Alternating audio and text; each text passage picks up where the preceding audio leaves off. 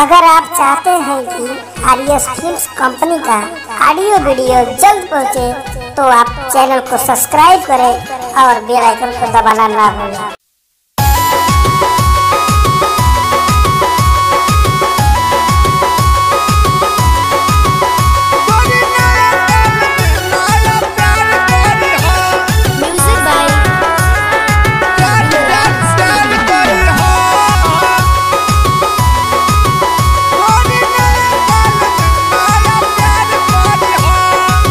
इक्कीस बीतल ना खेललू ऐस पाइस हो, बड़ा रमान लेके आवताटे 22 हो।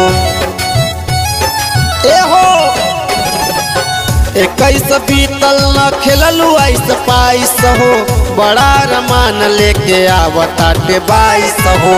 हमारा साथे ही करार करिहा, हाँ हाँ हमारा साथे ही करार करिहा। तो गोरी नया साल, गोरी नया साल में नया प्यार करिहा, गोरी नया साल में नया नया प्यार करिहा, गोरी नया साल में नया प्यार करिहा,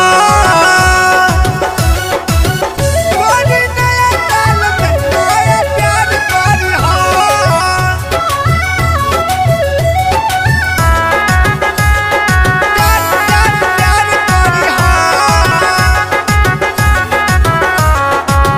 पिछला साल तू ध्यान नहीं दिहालू, हमारा मोहब्बत के नाम नहीं दिहालू। हाँ पिछला साल तू ध्यान नहीं दिहालू, हमारा मोहब्बत के नाम नहीं दिहालू। सुन न सोइन कार करिहा रानी, सुन न सोइन कार करिहा। गोरी नया साल, गोरी नया साल में नया प्यार करिहा, गोरी नया साल में नया नया प्यार करिहा, गोरी नया साल में नया नया प्यार करिहा, गोरी नया साल में नया प्यार करिहा।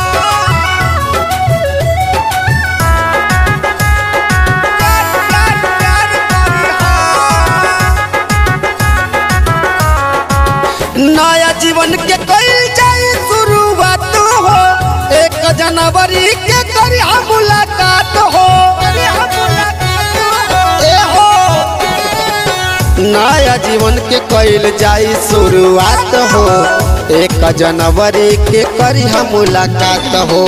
नीरज वकील से नारार करिहा, हाँ हाँ सोनू सियाराम से नारार करिहा। गोरी नया साल, गोरी नया साल में नया प्यार करिहा, गोरी